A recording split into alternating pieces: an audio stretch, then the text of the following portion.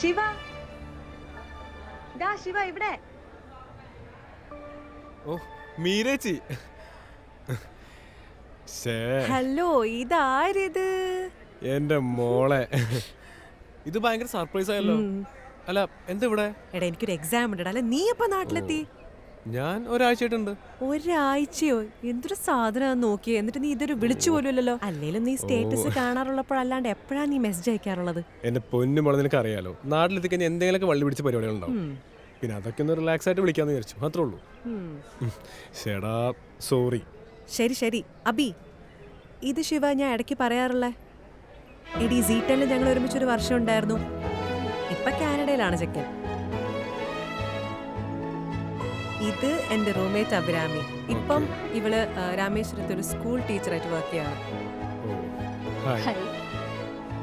കാനഡയിലൊക്കെ പോയി ഫുൾ ചെക്കനെ അങ്ങ് മാറി ഒന്ന് ചെത്തായിട്ടുണ്ടല്ലോ. ഞാൻ പണ്ട് അടിപൊളിയല്ലേ? ഓ പിന്നെ, നമ്മൾ ലാസ്റ്റ് എന്തായിരുന്നടാ കണ്ടത്?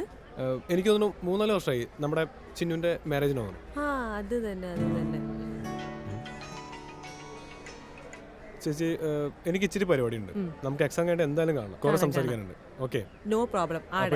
All the best. കാണാം. ശരി ശരി. ആ സാറേ, ഞാൻ എത്തി. സാർ എവിടെയാ?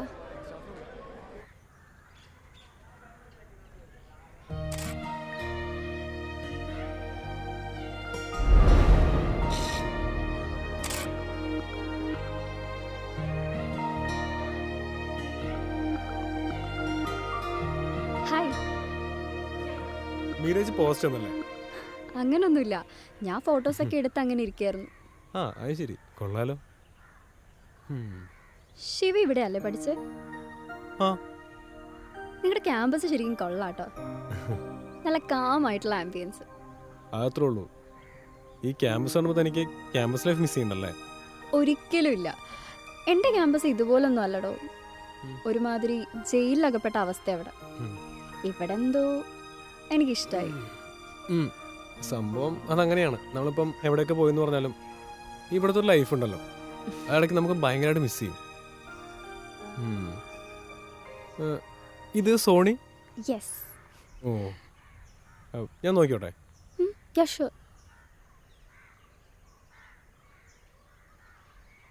അമ്പോ, ഫോട്ടോസൊക്കെ കൊള്ളാലോ. Thank you.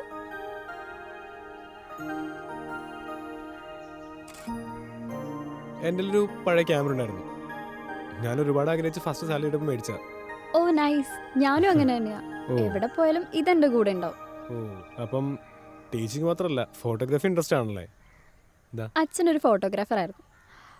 പണ്ട് ഫിലിം ക്യാമറയിൽ ഫോട്ടോസൊക്കെ എടുത്ത് പ്രോസസ്സിങ് ചെയ്യുന്നൊക്കെ കണ്ട് കണ്ട് എനിക്കും എന്തോ ഇതിനോടൊരു ഇൻട്രസ്റ്റ് തോന്നി.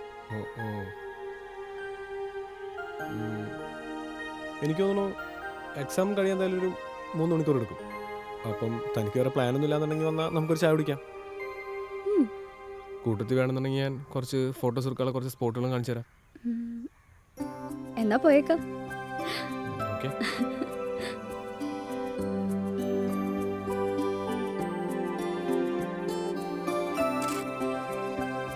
ഇതൊക്കെ കാണുമ്പോൾ ഒരു നൊസ്റ്റാൾജിയ. നോട്ടെ. അല്ല, അഭിരാമിയുടെ സ്ഥലം എവിടെയാ? ഞാൻ ജനിച്ചതും വളർന്നൊക്കെ മുംബൈയിലാ. അപ്പ അവിടെ ടൈംസിൽ ഫോട്ടോഗ്രാഫർ ആയിരുന്നു. നാട്ടിലാണെങ്കിൽ അമ്മ ആലുവയും അപ്പ പെരുമ്പാവൂരും. അല്ല, അപ്പം ഈ രാമേശ്വരത്ത് എങ്ങനെ എത്തിപ്പെട്ടെ? ഞാൻ പഠിക്കുന്ന കാലം തൊട്ടേ തീരുമാനിച്ച കാര്യമാണ്, ഒരിക്കലും വീട്ടിൽ നിന്ന് പോയി വരുന്നിടത്ത് ജോലി നോക്കില്ലാന്ന്. പിന്നെ ഈ മുംബൈ പോലുള്ള തിരക്കുള്ള സിറ്റിയിൽ താമസിച്ചിട്ട് വെക്കേഷന് മുത്തശ്ശിയുടെ അടുത്ത് പോയി നിൽക്കും നാട്ടില്. അപ്പൊ കിട്ടുന്ന ഒരു ഫീൽ ഉണ്ട്. അതുകൊണ്ട് തന്നെ വില്ലേജ് ലൈഫിനോട് എനിക്കൊരു പ്രത്യേക ഇഷ്ടമാണ്. സോ രാമേശ്വരത്തൊരു ജോബ് ഓഫർ വന്നപ്പോൾ വേറൊന്നും നോക്കിയില്ല, നേരെ വിട്ടു. എന്നിട്ട് അവിടുത്തെ ടീച്ചിങ് ലൈഫ് ഒക്കെ എങ്ങനെയുണ്ട്? I just love it.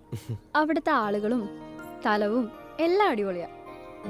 ഞാൻ അവിടെ LP കുട്ടികളെ പഠിപ്പിക്കുന്നത്. കുട്ടികൾ വളർന്നു വരുന്ന ആ പ്രായത്തിൽ അവർക്ക് പുതിയ കാര്യങ്ങൾ പഠിപ്പിച്ചു കൊടുക്കുക, അവരുടെ കുഞ്ഞു കുഞ്ഞു പരാതികൾ കേൾക്കുക. രസമാണ് അതൊക്കെ. സീരിയസ്ലി നമ്മളും യങ് ആയിപ്പോ.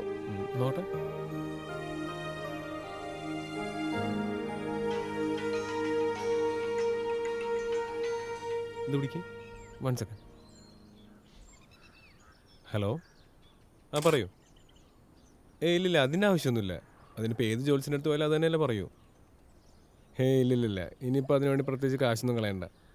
സി, നിങ്ങൾക്കതിൽ വലിയ വിശ്വാസം എന്ന് പറഞ്ഞാൽ ഞാൻ പിന്നെയും പോയി നോക്കാൻ പറഞ്ഞത്. എനിക്ക് ഈ പറയുന്ന ജാതകത്തിലൊന്നും സത്യം പറഞ്ഞാൽ വലിയ വിശ്വാസമില്ല.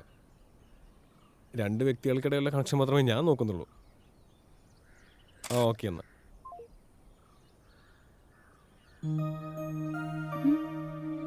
ഹേയ്,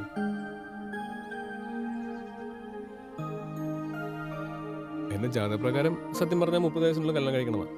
പിന്നെ 30 വയസ്സിനുള്ളിൽ നടന്നില്ല എന്നുണ്ടെങ്കിൽ പിന്നെ 38 വയസ്സ് കഴിയുന്ന അമ്മ പറയണേ. അമ്മയാണെന്നുണ്ടെങ്കിൽ ഇതും പറഞ്ഞ് വൺ ടെൻഷനാണ്. ഞാൻ നാട്ടിലെത്തിയ അന്ന് മുതൽ അമ്മയുടെ മെയിൻ പരിപാടി പെണ്ണ് കാണില്ല. എന്നിട്ടൊന്നും റെഡി ആയില്ലേ? എവിടുന്ന് റെഡിയാവാൻ? ഈ മാട്രിമോണി സെറ്റാവുമെന്ന് എനിക്ക് തോന്നുന്നില്ല. നമുക്ക് ഇഷ്ടപ്പെട്ട ജാതകം റെഡിയാവില്ല, ജാതകം സെറ്റായാൽ നമുക്ക് ഇഷ്ടപ്പെടില്ല, മടുപ്പാന്നേ. അമ്മ പറയണത് എൻ്റെ എന്തോ ദോഷജാതകമാണ്. ഇനിയിപ്പോൾ അതിനെ പറ്റുന്ന ആളെ കിട്ടിയാലാണ് കല്യാണം നടക്കണമെന്നൊക്കെയാണ് പറയണേ. എൻ്റെ അപ്പയുടെയും അമ്മയുടെയും ജാതകം കണ്ടിട്ട് ജോത്സ്യം പറഞ്ഞത് അവർ 3 രാത്രി തേക്കത്തില്ലെന്ന്. അവർ 3 രാത്രിയും കഴിഞ്ഞ മാസം 33ാമത്തെ വെഡിങ് ആനിവേഴ്സറി ആയിരുന്നു. ഇതിലൊന്നും വലിയ കാര്യമൊന്നുമില്ല. പിന്നെ ഓരോരുത്തർക്കും ഓരോ വിശ്വാസമല്ലേ. ഞാനത് ഓർക്കണേ. സത്യം പറഞ്ഞാൽ മറ്റുള്ള ജാതിക്കാരൊക്കെ ഈ പറഞ്ഞ പോലെ ഇതൊക്കെ നോക്കിയിട്ടാണ് കല്യാണം കഴിക്കണേ. എന്നാ പിന്നെ സ്വയം അങ്ങ് ആരെങ്കിലും കണ്ടുപിടിച്ചൂടെ? അത് പറ്റാത്തതുകൊണ്ടാണല്ലോ ഞാൻ അമ്മേനെ പരിപാടി ഏൽപ്പിച്ചേ. അപ്പൊ തനിക്ക് റിലേഷൻഷിപ്പ് ഒന്നും ഉണ്ടായിട്ടില്ലേ? അല്ല, അതൊക്കെ ഉണ്ടായിട്ടുണ്ട്. അതിൻ്റെ ആഫ്റ്റർ എഫക്റ്റാണ് ഞാനിവിടെ നാടുവിടാൻ തന്നെ കാരണം. പിന്നെ എന്നിട്ടും കാനഡയിൽ പോയെ. അതെന്താ സംഭവം? അല്ല, അങ്ങനെ ഇപ്പം എന്താ പറയാൻ പാകത്തിന് വലിയ സംഭവമൊന്നുമില്ല. ഒരു സാധാ ക്യാമ്പസിലോ അത്രേ ഉള്ളൂ. പക്ഷേ അന്നത്തെ സിറ്റുവേഷനൊക്കെ വെച്ചിട്ട് നൈസായിട്ട് എൻ്റെ പണിയൊന്നും വളയിരുന്നു. നല്ലൊരു തേപ്പ് കിട്ടിയല്ലേ? അതെ, നൈസായിട്ട്. എന്നിട്ട് ഞങ്ങൾ സത്യം പറഞ്ഞ നല്ല ഫ്രണ്ട്സായിരുന്നു. പിന്നെ കോഴ്സ് കഴിഞ്ഞ് പോയതിനു ശേഷമൊക്കെയാണ് ഒരു റിലേഷൻഷിപ്പ് എന്നുള്ള മോഡിലേക്ക് വരണേ. 1 വർഷം സത്യം പറഞ്ഞാൽ നല്ല അസ്ഥിക്ക് പിടിച്ച് പ്രണയമായിരുന്നു. പിന്നെ ഈ ലോങ് ഡിസ്റ്റൻസ് അതിൻ്റെ പ്രശ്നങ്ങളൊക്കെ ഞാൻ ലേറ്റായിട്ട് അറിഞ്ഞത്. പിന്നെ എനിക്ക് മനസ്സിലായി അവളുടെ കുറേ തമാശകളൊന്നായിരുന്നു ഞാൻ. സത്യം പറഞ്ഞാൽ പറയാനാണെങ്കിൽ മഹാഭാരതം പോലെ നീണ്ട കഥയാണ്. പക്ഷേ ഇപ്പോൾ ഓർക്കുമ്പം വൻ കോമഡിയാണ്. പക്ഷെ അന്ന് വിട്ടുകളയടോ, അത് തനിക്കുള്ളതായിരുന്നില്ല. സത്യം പറഞ്ഞാൽ അതിൽ നിന്നൊക്കെ ഒന്ന് ഒളിച്ചോടാൻ വേണ്ടിയിട്ട് ഞാൻ കാനഡയ്ക്ക് പോയത്. അതുകൊണ്ട് ലൈഫ് സെറ്റായി. പക്ഷേ പിന്നീട് ഒരു റിലേഷൻഷിപ്പിലേക്ക് പോകാനുള്ള ധൈര്യം ഉണ്ടായിട്ടില്ല. അതാണ് ലൈഫിൽ സംഭവിക്കുന്ന ഏതൊരു കാര്യത്തിനും ഒരു കാരണം ഉണ്ടാവും. പിന്നെ ഒരിക്കൽ അങ്ങനെ സംഭവിച്ചു എന്ന് വെച്ച് എപ്പോഴും അങ്ങനെ ആയിരിക്കണം എന്നില്ലല്ലോ. ഒരു കണക്കിനൊരു ഹാർട്ട് ബ്രേക്ക് ഒക്കെ ഉണ്ടാവുന്നത് നല്ലതാ. നമുക്കൊരു സെൽഫി എടുത്താലോ? ഷുവർ.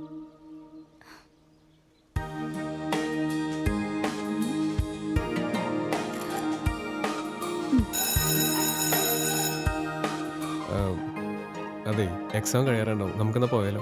ഓക്കെ, എന്നാ പോ.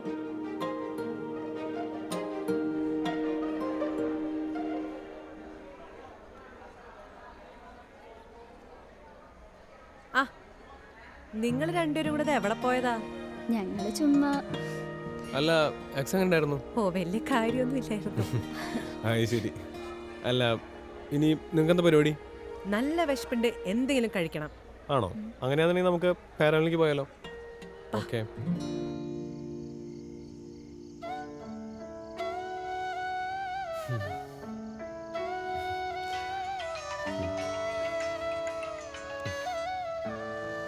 ഹലോ മാഡം, പറയൂ. പോടാ അവിടുന്ന്. അവൻ്റെ ഒരു മാഡം എന്തൊരു ആക്ടിങ് ആയിരുന്നടാ. എന്താ ഇപ്പൊക്കെ റിയലിസ്റ്റിക് ആയിരുന്നില്ലേ? ഓ പിന്നെ ഭയങ്കര ഓവറായിരുന്നു. എന്തായാലും നിന്നെ പറ്റി അവർക്ക് നല്ല അഭിപ്രായമാണ്. ആണാ? എന്നിട്ട് അബി എന്താ പറഞ്ഞേ? പറ. അബീന്നൊക്കെ ആയ? അല്ല, ചേച്ചി കാര്യം പറ. അടങ്ങട അടങ്ങ്. വന്നപ്പോ തൊട്ട് നിന്നെ പറ്റി കൊറേ ചോദിക്കുന്നുണ്ടായിരുന്നു. എന്തായാലും നിന്റെ നമ്പറൊക്കെ വാങ്ങിക്കൊണ്ട് പോയിട്ടുണ്ട്. ഇനി നിങ്ങളായി നിങ്ങളുടെ പാടായി.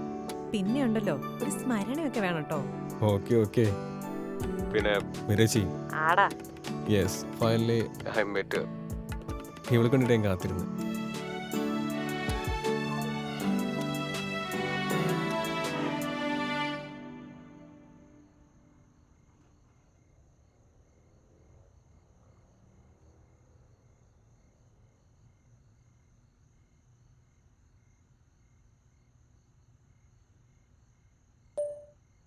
ഇതാരേച്ചി?